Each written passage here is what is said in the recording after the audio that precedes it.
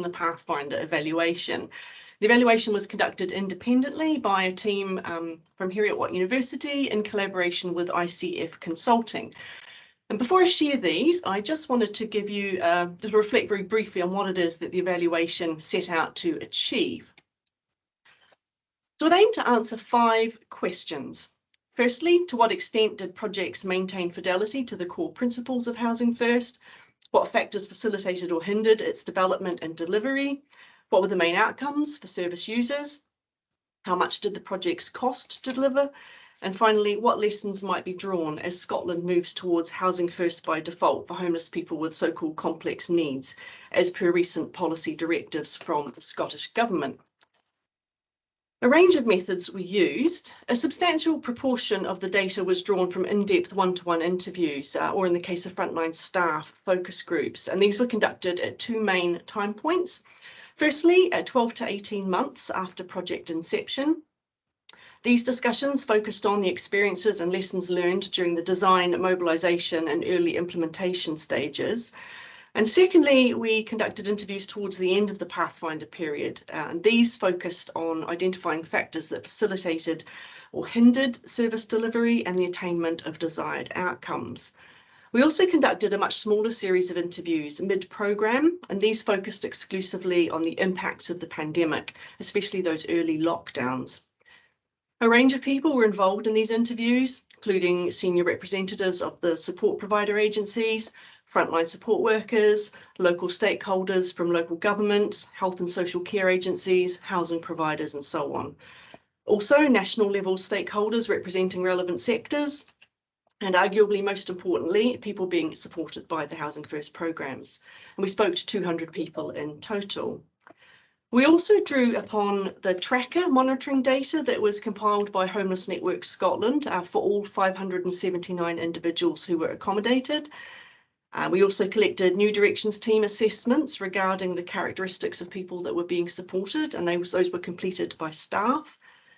We had grand plans to do a full FAT cost benefit analysis using data from questionnaires completed by service users at 6 monthly intervals. Disappointingly, the onset of the pandemic and strict lockdowns early into baseline data collection scuppered that, and indeed a lot of research that was being conducted internationally around that time, but we were able to use the information collected to produce costed case studies. The final data source we used were the quarterly financial returns produced by the Pathfinder projects for the funders. So what did all of this tell us? Firstly, and critically, Housing First is just as effective at resolving homelessness experienced by people with complex needs here as elsewhere, even in the context of a pandemic. Pathfinder attained tenancy sustainment rates commensurate with those recorded for Housing First elsewhere internationally, these being 88% at 12 months and 80% at 24 months overall.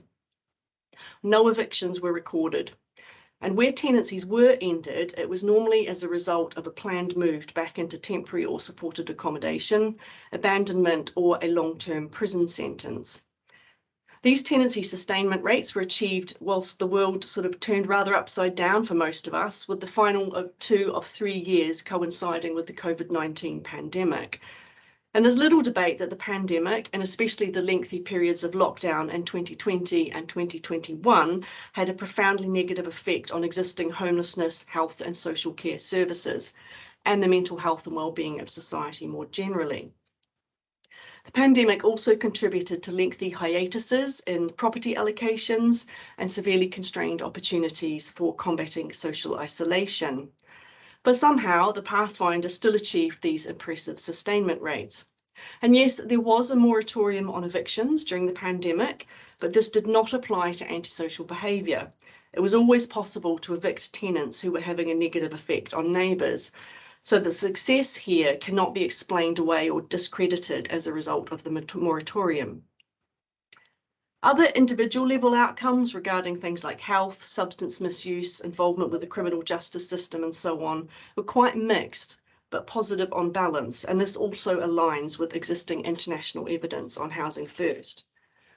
Service user experience has varied, especially during the transition year as the Pathfinders were mainstreamed, but they were very positive overall, with some describing the impact of Housing First on their lives as transformational. And there's a whole chapter in the final report from the evaluation describing their experiences. Key message number 2, stakeholder attitudes are changing for the better, but there's still a long way to go. One of the very many wise people we interviewed described the Pathfinder's greatest achievement as having demonstrated the art of the possible with individuals that Housing First targets. In doing so, the Pathfinder induced some of Scotland's homelessness service providers, beyond those that were directly involved, to adopt more flexible and or less conditional forms of support.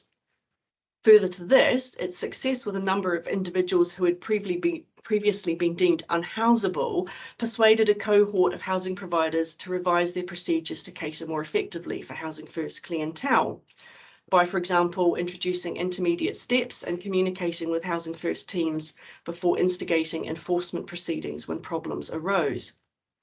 So a great deal of progress has been made in improving understanding of what Housing First is and isn't, and the needs of the target population amongst stakeholders in housing and allied health and social care sectors. The work at the Housing First Training Academy Hub run by Turning Point Scotland and the Connect networking events coordinated by Homeless Network Scotland during the Pathfinder have been particularly influential here. There nevertheless remains some way to go to redress stigmatised attitudes, especially but not solely amongst individuals in frontline roles, regarding what Housing First clients deserve and or are capable of, and to further promote trauma-informed ways of working. There were, for example, reports of some housing officers bypassing Pathfinder clients during the allocation process in one area in particular, due in part to assumptions regarding their lack of readiness for housing. Others, however, were more open to accommodating Housing First clients, especially after witnessing the successes with existing Housing First tenants. Message number 3. Housing First is effective in preventing repeat homelessness, but other benefits won't be realised fully until barriers to healthcare are addressed. The limited availability and inflexibility of many of the statutory health and social care services that Housing First projects work in conjunction with have restricted the extent to which its potential benefits can be fully realised. The Pathfinder helps service users navigate what are often complex systems, but gaps in provision and barriers to access remain. Difficulties accessing mental health care for this population are particularly acute. Taken together, these issues impeded the distance travelled on many individuals' recovery journeys. They were also a source of immense frustration for Housing First support workers, even whilst they were mindful of the pressure that staff working in health and social care services were facing. The need for broader systems change to remedy this issue is widely recognised, and it's not one I'll dwell on today, not least because everyone tuning into this event will no doubt already be well aware of the issue. What I will note is that the integration of health professionals into Housing First teams via secondment or other arrangements might well be a prudent interim measure until such time as these systemic barriers have been eradicated. Message number 4. Housing First improves lives, but it does not vitiate or counteract entirely the target population's disproportionate risk of early mortality. There's a vast body of evidence indicating that homeless people tend to be in much worse health and to die much younger than the general population at large. No doubt many of you will be familiar with the statistics indicating that the average age of death of a homeless person in the UK is in their 40s, more than 30 years younger than the general population. This issue is exacerbated for the group that Housing First targets, that is, homeless people with so-called complex needs. Their bodies have typically taken an absolute hammering from years of homelessness and substance misuse. By way of context, it's worth noting that a recent study of healthcare records of homeless people affected by severe and multiple disadvantage was conducted by the University of Glasgow, showed that whilst the average age of patients in their sample was 43, levels of multimorbidity or the co-occurrence of health problems were comparable to those aged 85 or older in the general population. Housing First can, and sometimes does, lead to health improvements, and it is effective in encouraging many individuals to begin to engage with healthcare after years of neglecting their health. but it cannot and does not somehow magically undo the effects of the years of abuse and or neglect that their bodies have suffered. And some, indeed many, do continue to misuse substances to varying degrees. So against that backdrop, a total of 6% of the individuals housed by the Pathfinder very sadly passed away. This proportion is consistent with Housing First programs elsewhere internationally where it's recorded, in England and France, for example. Pathfinder Leeds reported that while some deaths were the result of long-standing physical health conditions, most were understood to be substance misuse related. And the Pathfinder did, of course, operate in what is widely acknowledged as a drugs death crisis, given that Scotland's drug-related death rate has risen to the point that it's now the highest in Europe. The risks to Housing First tenants were thought to have been exacerbated by the pandemic, given its impact on drugs markets and the catalytic effect on increased and riskier patterns of substance misuse, which have been reported internationally. Interviewees reported that the number of deaths reduced to a degree when the restrictions on social contact were eased, which meant things were looking more positive going forward, but it's not possible to predict what future patterns will be at this particular stage. It's also worth noting that the Scottish Drugs Deaths Task Force recently endorsed Housing First, calling for the expansion of provision and for its principles to be adopted more widely in other services. This is a really sensitive subject, but one that we should be having honest and frank conversations about, not least to support stakeholders aiming to combat the drug deaths crisis and devise ways of further reducing risk. Message number 5. Implementational sticking points are to be expected and will shift over time.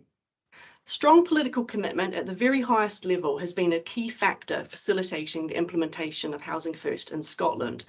And I know plenty of people in other countries who are absolutely green with envy over this. Even so, Pathfinder experiences indicate that barriers will almost certainly be encountered when Housing First projects are initially developed and or scaled up. The location and nature of these will vary depending on factors such as provider configuration or consortium size, the degree and nature of involvement of statutory bodies, most notably health and social care partnerships, and local housing market conditions. Stakeholders should expect that the nature and location of sticking points will shift over time as Housing First projects become embedded and mature. At times, the local authority might be accused of holding things up given procurement logistics or technicalities due to or associated with referral processes. At times, it might be the support provider being blamed for failing to recruit staff quickly enough to meet demand. At other times, it might be the housing providers being accused of not doing enough to provide or prioritise housing for Housing First clients. Collective problem solving is absolutely critical in overcoming these issues. Message number 6 relates to and addresses a related point. Joint working goes a really long way, but it's all too often reliant on personal relationships and goodwill.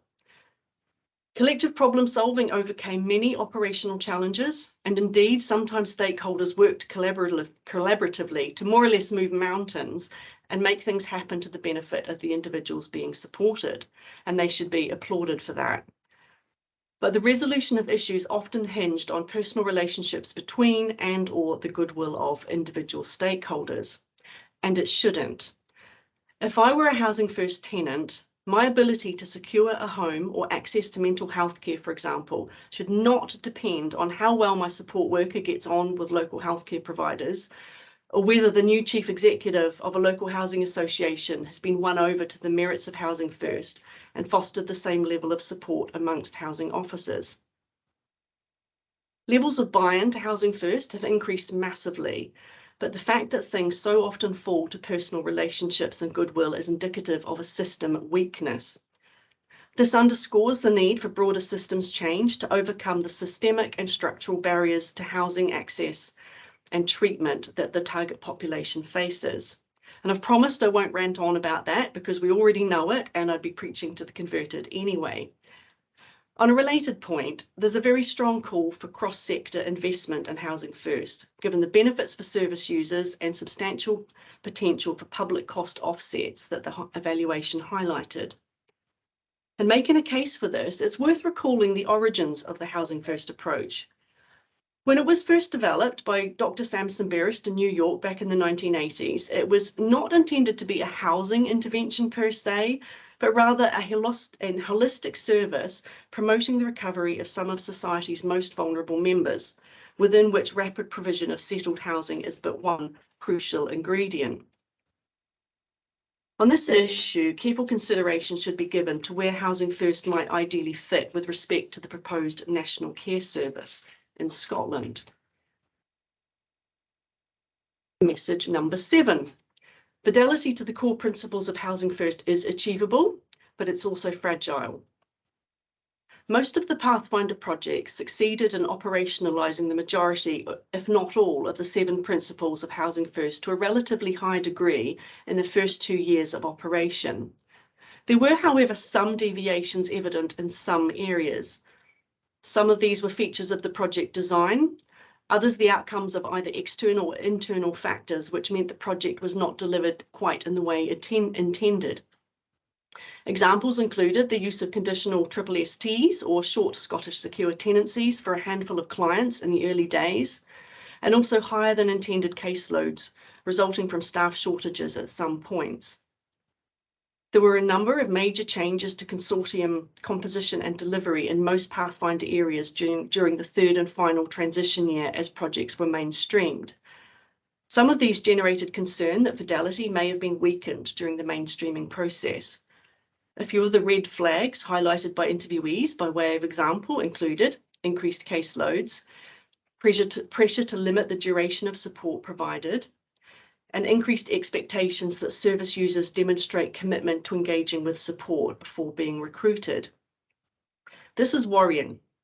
It's worrying given the potential negative influence on the likelihood of some individuals being accepted into Housing First, and the adequacy of support that's provided, particularly its intensity, flexibility, and duration. There is a very strong call for Housing First fidelity to be monitored going forward for these reasons. Message number 8. Housing First staff have a tough gig and should be supported and paid accordingly. The success of Housing First hinges in large part on the relationship between frontline staff and the individuals being supported. The support worker's role is a really difficult one, given the challenging behaviours they often encounter, the intensity of support required by many tenants, and barriers frequently encountered when brokering external support. They are, in short, amazing. The Pathfinder highlighted the critical importance of providing adequate levels of supervisory support and opportunities for reflective practice. Provision for clinical supervision, whilst only offered in some Pathfinder areas, was also regarded as good practice, given the very real risk of staff exposure to vicarious trauma and/or potential burnout. On a related issue, many stakeholders are calling for better remuneration for Housing First staff. This is founded in part on recognition of the challenges of and specialist expertise associated with the role, but it's also based on pragmatism and that higher salaries would substantially enhance providers' prospects of recruiting and retaining high calibre staff. Final key message. Housing First works for most of the people it targets, but we still need solutions for others. Housing First really isn't an option for 3 groups of people. Firstly, those who lack capacity due to cognitive impairment, for example. Secondly, those who have healthcare needs which exceed what can realistically be catered for with Housing First. And thirdly, those who do not want Housing First, with clear evidence that you cannot do Housing First to people. They absolutely must be bought into giving it a go. Alternative 24/7 intensive support interventions are needed for the first 2 of these groups, given that they require a care-led rather than a housing-led intervention. Further thinking and evidence are required to identify appropriate interventions for the 3rd group, that being those who don't want Housing First, as well as for the minority of individuals who have been unable to sustain tenancies even with Housing First support. Devising solutions for them must remain a key priority for policy and research communities internationally going forward. So to conclude, many lessons were learned during the Pathfinder period Most notably, that Housing First delivery in the Scottish context may well be difficult, but it's achievable. And it's very definitely worthwhile, given the immense benefits for individuals who have historically been poorly served by mainstream services, coupled with strong potential for public cost offsets to boot. A report by the Housing First Europe Hub recently heralded Scotland as an international pioneer in Housing First implementation, given the level of political commitment the approach has commanded and the recent pace of scale-up. Looking forward, we must hope that this level of commitment is maintained and that fidelity to the core principles preserved, given the pivotal role that the approach can play in ending homelessness and promoting recovery for people experiencing multiple disadvantage. You can find further detail on all of these points and many more besides in the full report, which can be downloaded from Heriot-Watt's website along with a separate summary. Thank you very much for your attention, and I'll welcome some questions later. Thanks so much, Sarah, and the amount of work that's gone into this, that you managed to bring it together under these 9 kind of key reflections and make it so accessible to everybody is really brilliant. So I'm going to bring Michelle in for her overview of the checkup process, and then we'll be really pleased to take questions for both Michelle and Sarah. So be thinking about that, and either stick them in the chat or I'll invite people to come in after we've heard from Michelle.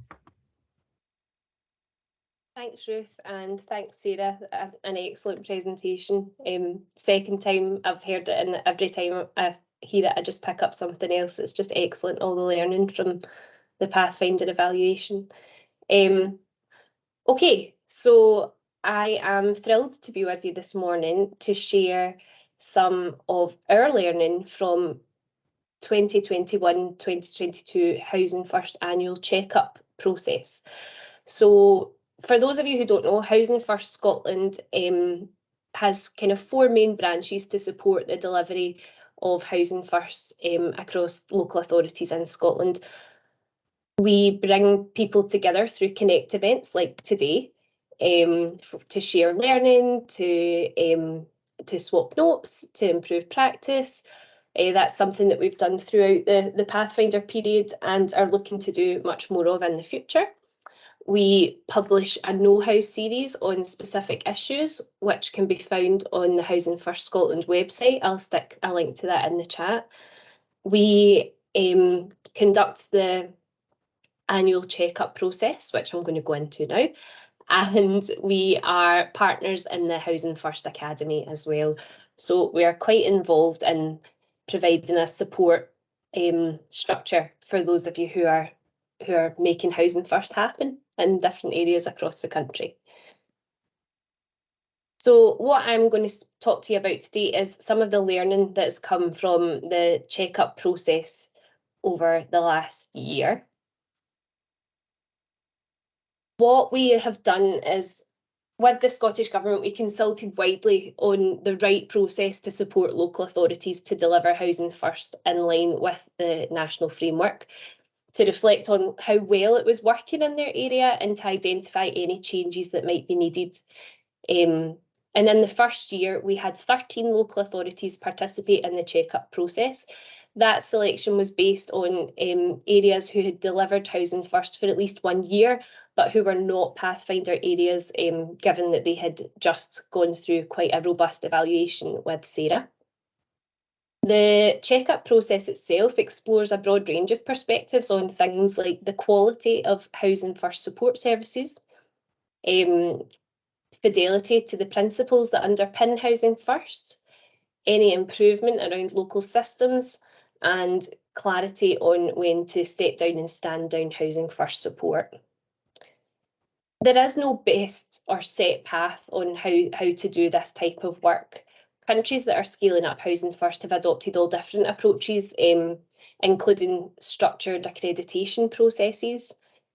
In Scotland, we developed a collaborative and self-reflective process with the aim of creating a culture that recognises that Housing First planning and delivering is challenging, but the outcomes are very rewarding. So this approach recognises that local authorities and partners are naturally reflective. They're already committed to their best for person approach and are best placed to understand their own circumstances. It recognises that consistent supported self-reflection to support those who commission, manage and deliver and use Housing First services can serve to enhance that and share learning across different areas.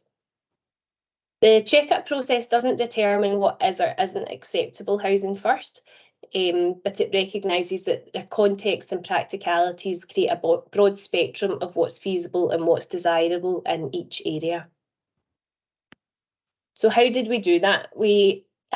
Initially we held gathering insight sessions across housing options hubs in Scotland. So that's kind of neighbouring local authorities coming together to form a community of practice and examining the quarterly data returns on Housing First from each of those areas.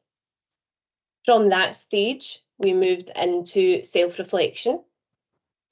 So a smaller group than who had attended gathering insights in a range of different roles were given self-reflection tools to complete and return to us using a red, amber, green matrix based on the 7 Housing First principles. We then analysed and collated that, and this is just an example of what those self-reflection tools looked like. So very simple, very straightforward. From the return self-reflection tools, we then held a sounding board meeting. So we created a Messages That Matter report for each local authority, which kind of guided the sounding board meeting. One of the kind of key elements of the sounding board meetings was that we were joined by a Housing First expert from elsewhere, either elsewhere in Scotland or the UK or internationally. And they were able to provide just a fresh perspective on how things were going for that local authority and to share ideas and good practice from elsewhere as well. And from that, we provided each local authority with a personalised check-up report outlining some of their strengths and successes and some considerations for the future. So from that process with those 13 local authorities, there was quite a lot of consistent learning, which I'm going to share with you now. Our key takeaways fit into these 5 categories. So branching out, securing housing, no wrong door, commissioning support and making a home. So I'll just get straight into it. In terms of branching out Housing First, there is an in-depth analysis that was carried out as part of the Hard Edges Scotland research published in 2019, and it provides strong pointers on the scale of Housing First that's needed in Scotland. Bespoke analysis undertaken by Heriot-Watt University for Housing First Scotland estimates that around 3,560 Housing First tenancies each year over a 10-year programme would meet the demand of people already in the homelessness system and those forecast to be best fit for Housing First over the next 10 years. Oh, I'm just conscious someone's saying should their slides have changed. Can I just check, can everybody see a slide that has a table on it at the moment? I can, yes. Yeah, okay.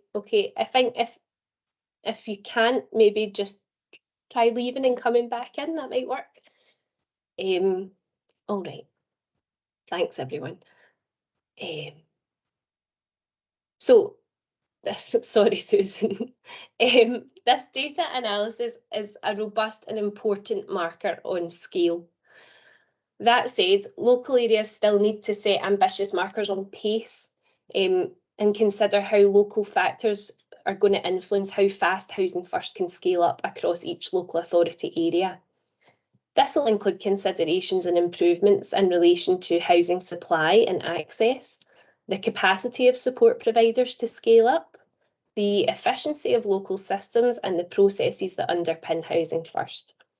The data analysis shows that while the highest levels of severe and multiple disadvantage are found in urban areas, experiencing poverty and deprivation, a national approach to Housing First delivery tailored to local and rural needs across all local authorities is needed, as shown in this table on the slide here. Our next point of learning is on securing housing. So delivering Housing First at pace is reliant on available housing stock, with strong allocation policies and a diverse pool of housing providers to make properties available to prospective Housing First tenants. In one of the areas that took part in the check-up process, they told us about how they'd changed how properties are allocated to Housing First. Each month, 2 properties are allocated to the Housing First service, and prospective tenants have a choice of all available suitable properties, as well as those directly allocated to Housing First. This has worked really well in that area, with that local authority being the closest to creating the Heriot-Watt estimated number of Housing First tenancies required each year. Where Housing First teams are located within a local authority can also impact on different aspects of how the service operates. In another area that took part in the check-up process, the Housing First process sits within the housing team rather than within housing support or within the health and social care partnership. And this area has evidenced much shorter waiting times for tenants to move into their property. They're averaging at 90 days compared to a national average of 201 days to move into a property. And those who work in that local authority attribute their short waiting times to staff having really strong local knowledge of housing stock and void properties, and a commitment across the team to prioritise Housing First tenants. The lack of available housing and low turnover of housing stock doesn't compromise the choice and control of tenants as much as it compromises the relationship between tenant and support provider. So to ensure relationships aren't affected by the slow progress, Housing First workers should have honest conversations with tenants in the early stages of the process and use community mapping, consult with housing officers, and combine intelligence to share with the tenant to aid their decision on where they want to live. So from all that, we would recommend that local authorities who are struggling to source properties for Housing First due to increasing market pressures might consider adapting allocation policies to allow direct allocations to Housing First, with the understanding that this must be done in a way that doesn't affect the choice and control of the tenant. Our next learning point is around no wrong door. So local areas where the Housing First partnership includes a range of multidisciplinary partners don't experience the same difficulties accessing specialist services as others. Some local authorities have set up partnerships with alcohol and drug services, others with health, including mental health, and others with the police. These partnerships are felt to be effective due to the co-location of staff, having expertise from outside housing and homelessness being part of the full process from decision making to referrals and to providing support. In terms of resourcing Housing First, the long-term approach to resourcing Housing First is to build it into a range of frameworks to join up approaches and to avoid long-term duplication of services. A shared funding approach, especially with health and social care partnerships and community justice, acknowledges the shared cost benefit of Housing First. Housing First can make a clear contribution to a range of strategies that underpin the wider public health and social care sector, including Scotland's National Performance Framework, local outcome improvement plans, the National Health and Wellbeing Outcomes Framework, and many, many more. And if you're particularly interested, there is a full analysis of Scotland's policy environment in relation to Housing First, which can be found within the Branching Out framework on the Housing First Scotland website. A recurring theme was engaging with specialist services. So local partners reflected on how to better enable engagement with specialist services when people need them. They kind of shared with us that Housing First support is sometimes perceived as a catch-all service, and in some cases, this perception from other sectors has hindered engagement with specialist services. In most areas, people said that specialist services, particularly mental health services, are challenging to engage with, which they put down to a lack of funding and long waiting times. Excuse me. Some of our experts recommended buying in mental health services for Housing First tenants or bringing in dual diagnosis experts into the Housing First partnership. And these solutions are helpful in the immediate term. However, long-term solutions are being sought by local partnerships. So what we would recommend is the development of a local method to enable Housing First tenants to be passported into specialist services when they are needed. Something that would allow tenants to circumvent long waiting lists and enable Housing First support to focus on the goals and aspirations of the tenant, while specialist services engage with the tenant to provide support in their area of expertise. Our next learning point is around commissioning support. A robust and inclusive commissioning approach can ensure that the delivery of Housing First is commissioned against and therefore tied to the principles of Housing First. We will be consulting over the next year to help develop a commissioning and cost model for Housing First in Scotland that protects low caseloads and the capacity of support workers. Many areas were found to be operating with a staff to tenant ratio higher than the recommended 1 worker to 7 tenant caseload, in line with the Housing First principles. And it is imperative that the drive to deliver Housing First at scale does not compromise this basic principle. As everyone will know, great Housing First support workers need time to build trust and relationships and to support people to build a life as part of a community. An ethical, local commissioning approach will help to bring caseloads down to the recommended maximum. In terms of stepping down or standing down support, Housing First tenants can decide that they no longer want or need intensive support, or that they no longer want to be supported by Housing First at all. These phases are known as step down, which is tapering or pausing support, and stand down, which is stopping support. The process of step down or stand down should always be led by the client and should not be built into the life cycle of Housing First support when services are commissioned. Stepping down or standing down is not a requirement for Housing First tenants or providers of support. It's an option to be used in line with the wants and needs of tenants. There's a movement around peer mentors and Housing First services among tenants who are more settled and the skills that they could offer to Housing First services or to connect with new tenants. A mentor can often connect more easily, enhance engagement, or help to stay connected with tenants. So from all that, what we would recommend is that guidance on commissioning Housing First and on step down and stand down support should be built into the national framework to help ensure a consistent approach across local authorities. We would also recommend that local authorities fully consider the pros and cons of delivering Housing First support in-house versus commissioning the service to a third-party provider. And lastly, on making a home. It has become practice in Scotland for Housing First tenancies to be furnished in advance of or as soon as possible after the tenant receives their keys.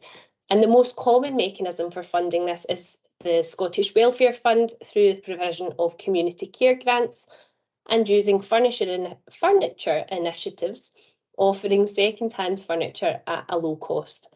How this is delivered really varies by local authority and is heavily based on personal relationships between Housing First and Scottish Welfare Fund staff.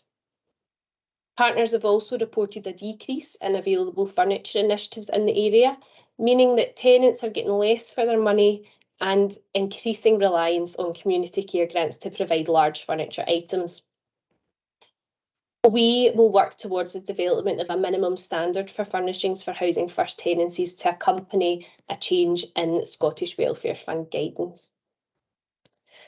Belgium and the Netherlands provide great examples of sharing responsibility among partners to furnish tenancies, where they create a moving in checklist with the tenant and the process is fun, the moving day becomes a bit of an event for the tenant and the team, and it's a great way for that relationship to be built in advance of someone moving in as well. So what we would recommend is a change to the Scottish Welfare Fund guidance to allow faster provision of funds, white goods or furniture for Housing First tenants. This will allow all local authorities to offer a uniform service to Housing First tenants and would minimise the need for local authorities and housing providers to absorb the cost of grace periods for rent while tenants are waiting for their properties to be furnished. So that is a whistle-stop tour of the learning from this year's check-up process. Ruth, I'm sorry, I think I went over time a little bit.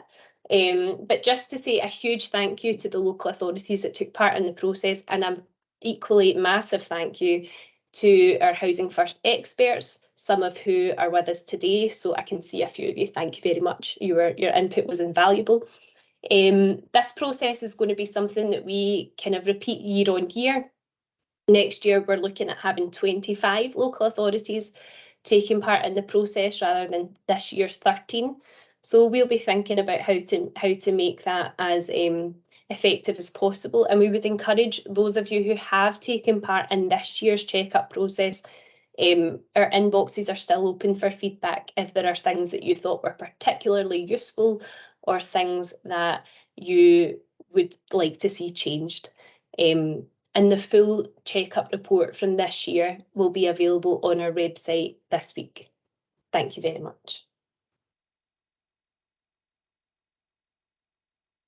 Thanks very much, Michelle.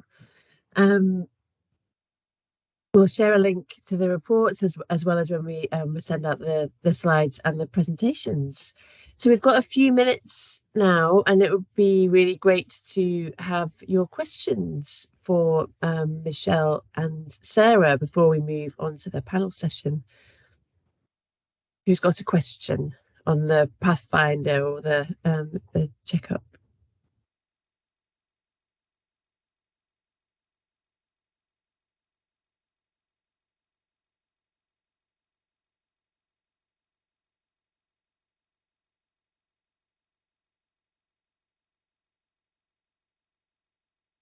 Samara, thank you. Maybe, I don't know, I think it's a question maybe everybody in Scotland knows, but that from outside I don't know as much. But just how, around the checkups, how is that funded, that you're able to check in with the 13 local authorities this year and going up to 25 next year? So I know a lot of people from outside of Scotland are really curious about it. So if I were to say to them, this is a great process and this is what you need to kind of put it into place, what would you say? Thanks, Samara.